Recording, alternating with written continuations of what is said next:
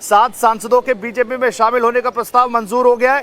राज्यसभा ने प्रस्ताव को स्वीकार कर लिया है। राज्यसभा में बीजेपी की संख्या और मजबूत हो गई है। इस वक्त की बड़ी खबर यह है, अभी सुमित भाई जिस चीज का जिक्र कर रहे थे कि दिल्ली में देखिए क्या कर दिया ईडी सीबीआई का डर, वो अलग चीजें हैं, लेकिन दूसरी तरफ आप देखिए क्योंकि ये सभी राज्यसभा सांसद थे तो मर्जी जो चलेगी वो आप जानते हैं चेयरमैन साहब की, तो उनको लेटर भी लिखा था संजय सिंह ने कि इनकी सदस्यता अयोग्य घोषित कर दी जाए। तो वहीं भारतीय जनता पार्टी की तरफ से भी संवाद लगातार जारी था और इस वक्त की बड़ी खबर यह है कि 7 सांसद जो भारतीय जनता पार्टी में शामिल हो चुके हैं वो राज्यसभा में जो पूरा प्रोटोकॉल होता है, जो पूरे रूल्स रेगुलेशन है, उसके लिहाज से भी ठीक पाए गए हैं।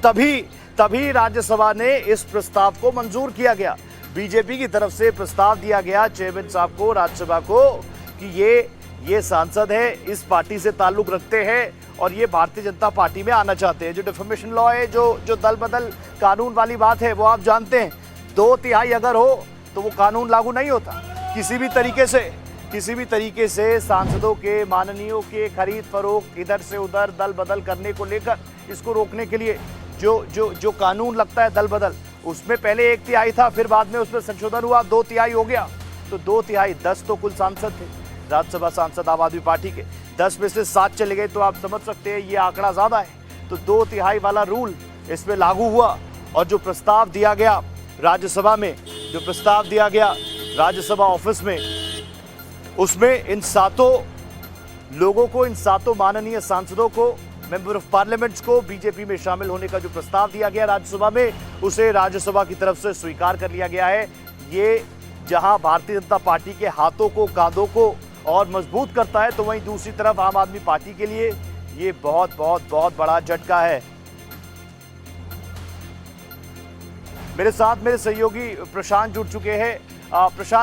प्रशांत मुझे बता दीजिए, ये ऑब्वियसली भारतीय जनता पार्टी के लिए तो बहुत बड़ी गुड न्यूज है, उनके हाथ तो और मजबूत हो गए हैं, राज्यसभा में नंबर्स में और बढ़ गए।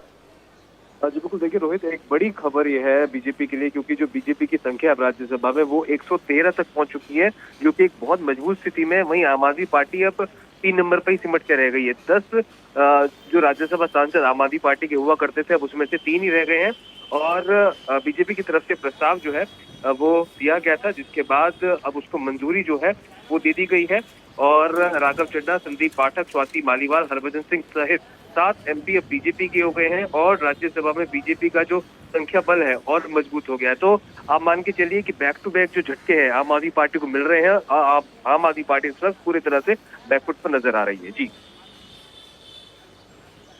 बहुत धन्यवाद प्रशांत, नजर बनाए रखेगा। आने वाले कुछ घंटों में काफी इंटरेस्टिंग समीकरण बनेंगे और बीजेपी तो बार बार कह रही है आप किसकी।